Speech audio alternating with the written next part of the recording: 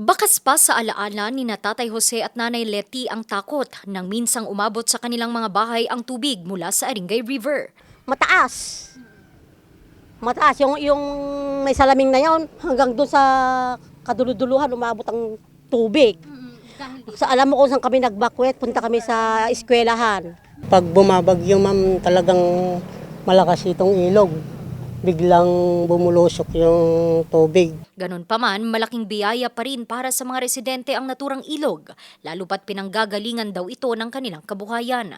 Kaya't kung silang tatanungin, tutol sila sa ipinapasang ordinansa ng pamahalang panlalawigan na river restoration and waterway rehabilitation sa pamamagitan ng dredging ng Aringay River. Kasi pag hinuhukay nila, mawawala yung pagkakitaan ng mga tao.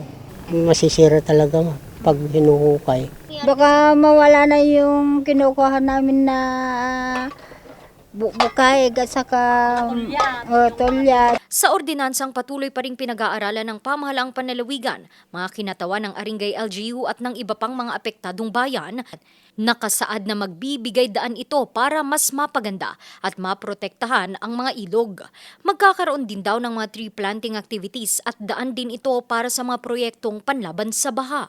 Bagamat tila magandang adhikain, tutol din dito ang sangguniang bayan ng Aringay.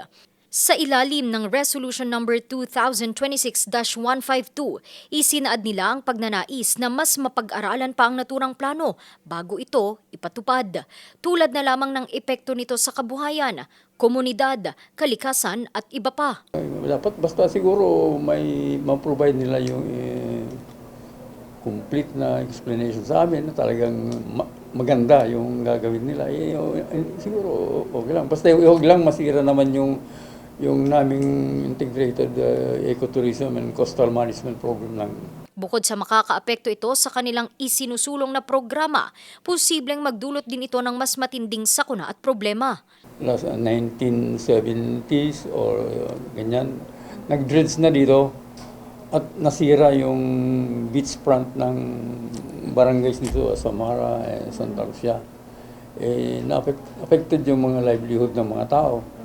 Nawala yung mga tourist destinations nila dahil nasira yung river na yung dagat. Nag-aalala kami na baka pag nagkaroon ng dredging sa lalim ng i-dredge nila baka makurukor di kaya yung island. Tapos pagtagal, pagka malakas na kinakain na ng tubig, may posibilidad na mawawala yung island. Ngayong araw ay isinagawang isang public consultation patungkol sa ordinansa. Sinubukan naming kunan ng panig ang alkalde ng Aringay La Union pero tumanggi muna siyang magbigay ng pahayag. Randy Guzman para sa Nation on the Move.